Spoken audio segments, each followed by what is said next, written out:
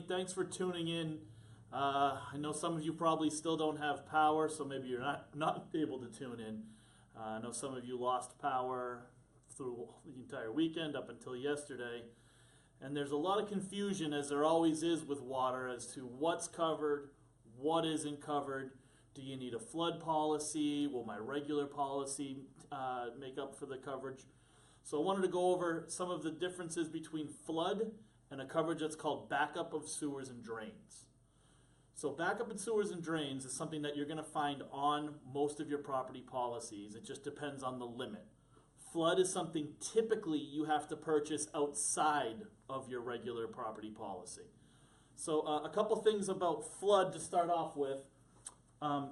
If you have flood coverage on your primary home, so this is your primary home, you're going to have replacement cost coverage.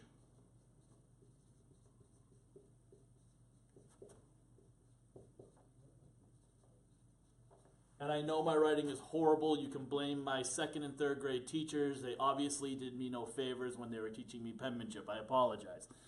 So on your primary home, you're going to have replacement cost. On your secondary homes, these would be your rental homes, your vacation homes, you're going to have actual cash value.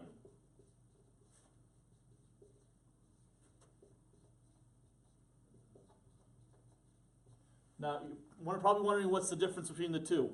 Replacement cost is going to pay you back for the depreciation. Actual cash value is not.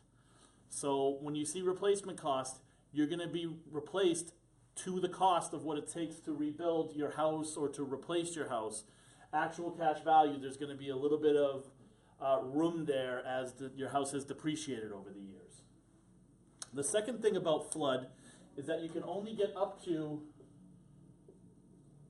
$250,000 on any unit or residence. So if you have a single family home that's worth $1 million, guess what? You can only buy $250,000. It's the most that FEMA will allow you to purchase. The thing with flood is, making a flood claim, you have to directly relate it to a body of water. So it can't be just a lot of rain this month caused flooding. It's got to come from the Charles River. It's got to come from a lake near your home, and you have to directly link it. So if this is the lake and this is your home, you've got to show that the water ran off from that lake and went into your home. When that's hard to prove, and also the other thing with flood is there's very little coverage for stuff in your basement. And as some of you who had some water coming in over the last few days, what you know is basement is a very important part of this because it's going to take a lot of the brunt of the damage. But again, coming back to this, you got to trace it from the actual body of water to your house. When you can't do that, you have a coverage that's called backup of sewers and drains. And if you don't know if you have it on your property policy, call your insurance agent, call me. I'd be happy to take a look and tell you exactly how much money you have on the policy because it's important. So backup of sewers and drains is something where you have a lot of runoff water. And what are some of the causes of why sewers might not be working? Maybe they're old. Maybe there's a tree that fell down that's blocking the sewer.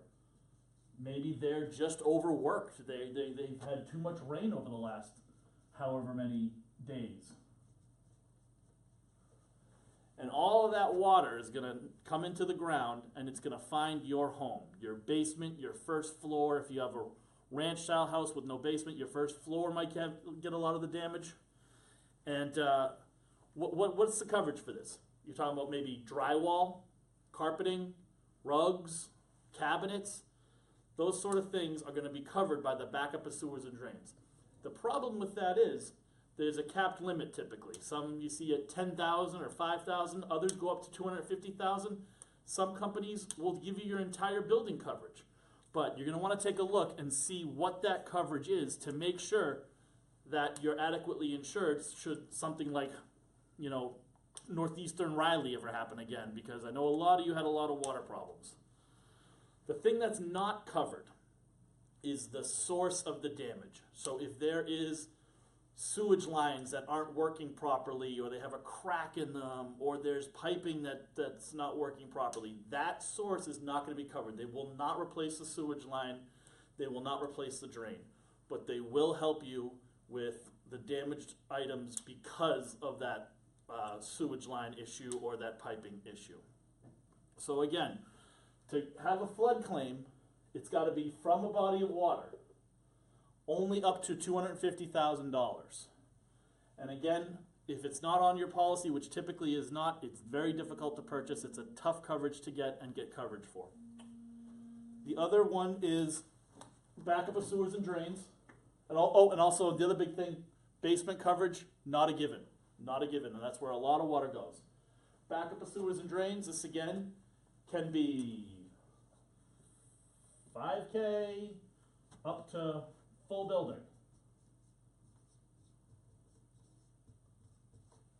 And that's going to cover you for the kind of rain that we had in Hurricane Riley when you cannot directly link it to a body of water.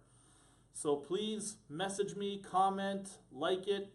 Let me know if there's any questions. If you want me to take a look at your policy, I'd be happy to do that for you for free, whether that be a homeowner's policy, a condo association policy, a renter's building, a secondary home, whatever it might be. Happy to take a look at it, make sure that you got the adequate coverage. Now, I know I typically tell you to go out there and kill it, but because of the rain and all the people with no power, I'm going to tell you today just to be safe. Thank you very much. Thank you for tuning in.